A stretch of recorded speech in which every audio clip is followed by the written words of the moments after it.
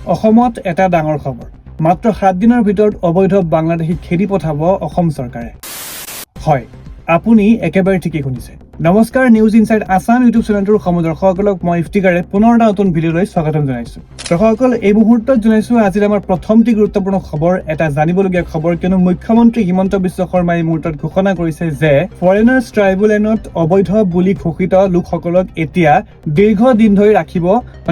দীৰ্ঘদিন ধৰি ৰখাই নথয় 7 দিনৰ ভিতৰতে তেওঁলোকক অসমৰ বাহিৰলৈ পঠিয়াই দিব এনেকৈ ঘোষণা কৰিছে এই মুহূৰ্তত অসম চৰকাৰে এই সিদ্ধান্তে সীমান্ত সুৰক্ষা জনসংখ্যা নিয়ন্ত্ৰণ আৰু অসমৰ ভৱিষ্যতৰ ওপৰত ডাঙৰ প্ৰভাৱ পেলাব বুলি কোৱা হৈছে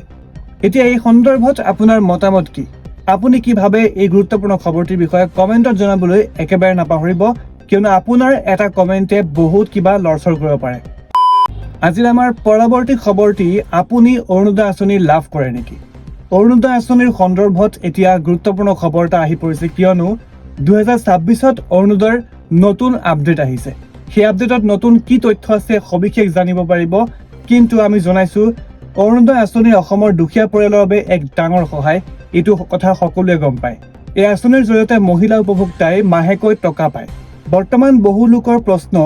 টকাৰ পৰিমাণ বাঢ়িব নেকি যে বহু লোকে প্ৰশ্ন কৰি আছে কমেন্টত জনাই সুধি আছে যে টকাৰ পৰিমাণ বাঢ়িব নেকি বা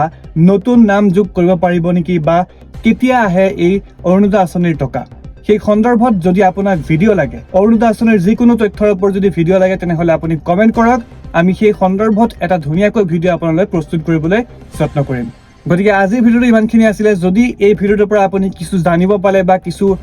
বুজিব পাৰিলে তেনেহ'লে ভিডিঅ'টো লাইক কৰিব আৰু ছাবস্ক্ৰাইব কৰিব কিয়নো এনে ধৰণৰ গুৰুত্বপূৰ্ণ খবৰসমূহ আমি নিতৌ আনি থাকোঁ আৰু আগলৈ শ্বেয়াৰ কৰি দিব যাতে সকলোৱে এই গুৰুত্বপূৰ্ণ খবৰটি জানিবলৈ পায় গতিকে আজিলৈ চাই থাকিব নিউজ ইনসাইড আসাম